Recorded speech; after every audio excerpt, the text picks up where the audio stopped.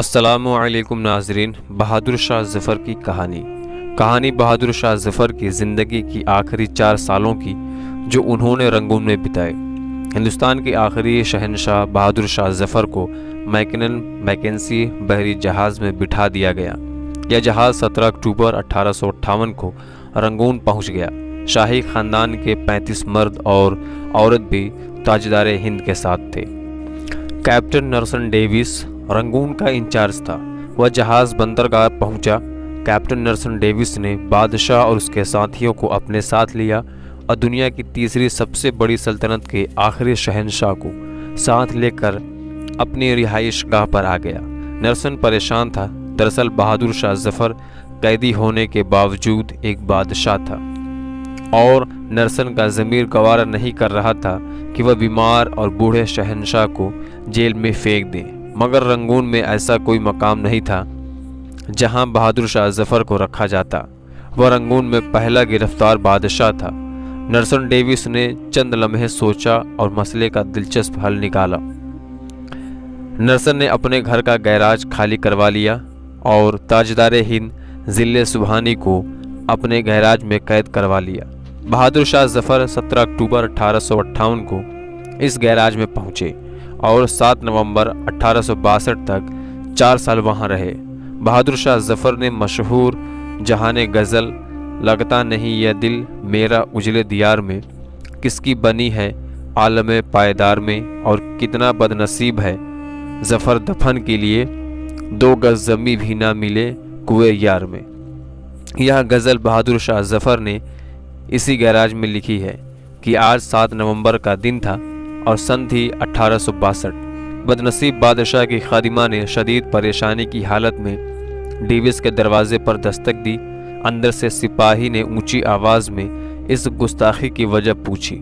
خادمہ نے ٹوٹی پھوٹی زبان میں جواب دیا کہ ضلع سبحانی کا سانس اکھڑ رہا ہے۔ سپاہی نے جواب دیا کہ وہ شاید کتے کو کنگھی کر رہے ہیں، میں انہیں ڈسٹرب نہیں کر سکتا۔ خادمہ نے اونچی آواز میں رونا شروع کر دیا۔ سپاہی اسے چپ کرانے لگا، مگر تب تک اس کی آواز ڈیوس تک پہنچ گئی تھی۔ وہ غصے میں باہر نکلا۔ خادمہ نے نرسن ڈیوس کو دیکھا تو اس کے پاؤں میں لپٹ گئی۔ وہ مرتے ہوئے بادشاہ کے لیے گیراج کی کھڑکی کھلوانا چاہتی تھی۔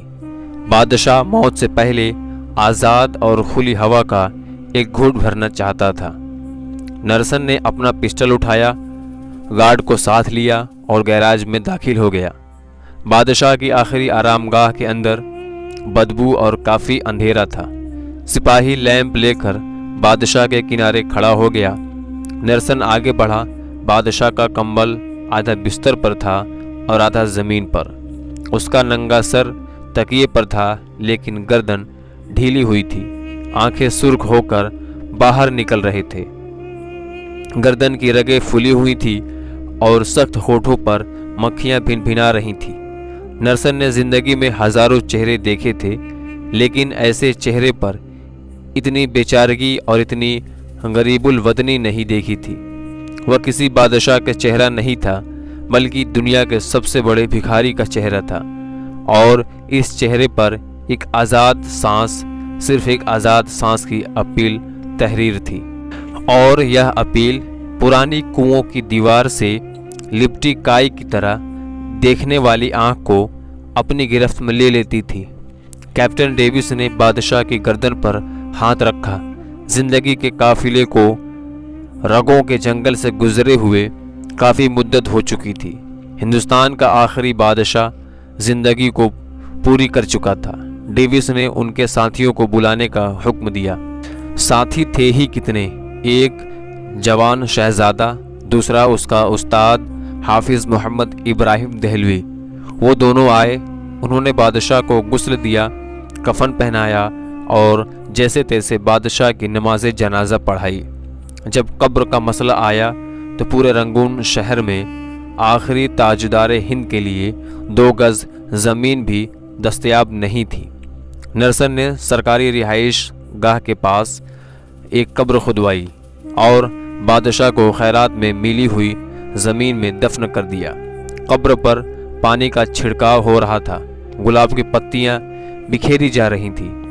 تو استاد حافظ ابراہیم دہلوی کے ذہن میں 30 ستمبر 1837 کے وہ منظر دوڑنے لگے جب دہلی کے لال قلعے میں 62 برس کے بادشاہ بہادر شاہ ظفر کو تاج پہنایا گیا۔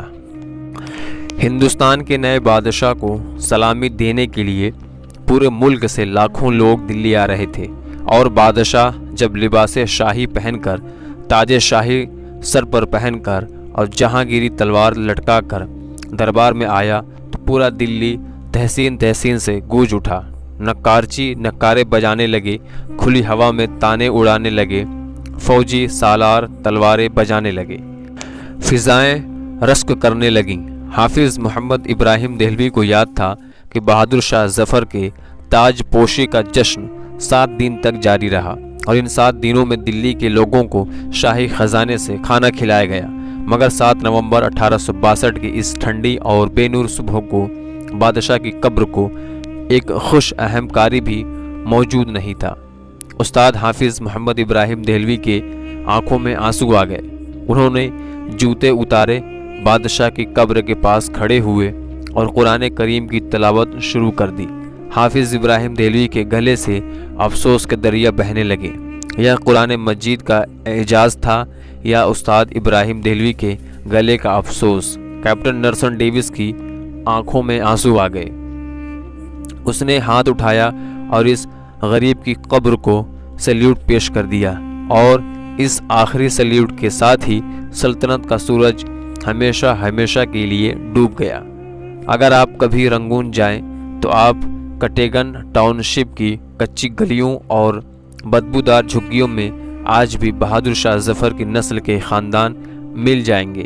یا آخری مغل شاہ کی اصل اولادیں ہیں، مگر یہ اولاد سرکار کے وظیفے پر چل رہے ہیں، یا کچے زمین پر سوتے ہیں، ننگے پاؤں چلتے ہیں، مانگ کر کھاتے ہیں اور اپنے ڈبے میں سرکاری نل سے پانی بھرتے ہیں، مگر یہ لوگ اس کے باوجود خود اپنے آپ کو شہزادے اور شہزادیاں کہتے ہیں۔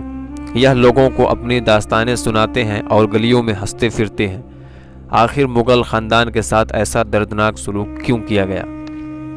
کیونکہ یہ ہندوستان کے آخری بادشاہ کی سیاسی غلطیوں کی وجہ سے ہوا۔ بادشاہ نے اپنے گرد نااہل اور خوشامدی لوگوں کا لشکر جمع کر لیا تھا۔ یہ لوگ بادشاہ کی آنکھیں بھی تھے اور اس کے کان بھی اور ضمیر بھی۔ بادشاہ کے دونوں بیٹوں نے سلطنتیں تقسیم کر دی تھی، دونوں کے درمیان لڑائیاں بھی چلتی تھیں، مگر بادشاہ ان دونوں کی کوتاہی اور غلطیوں کو معاف کر دیا کرتا تھا۔ عوام کی حالت انتہائی خراب تھی، مہنگائی آسمان کو چھو رہی تھی، خوراک منڈیوں سے کٹائی کے وقت ہی غائب ہو جایا کرتے تھے، سوداگر منہ مانگی قیمتوں پر لوگوں کو گیہوں، گڑ، سبزیاں بیچتے تھے، اس میں روز اضافہ ہوتا تھا۔ شہزادوں نے دلی کے شہر میں کبوتروں کے دانوں پر بھی ٹیکس لگا دیا تھا۔ طوائفوں کی کمائی تک کا حصہ شہزادوں کی جیب میں چلا جاتا تھا۔ شاہی خاندان کے لوگ اگر قتل بھی کر دیتے تو ان سے کوئی پوچھنے یا کچھ کہنے والا نہیں تھا۔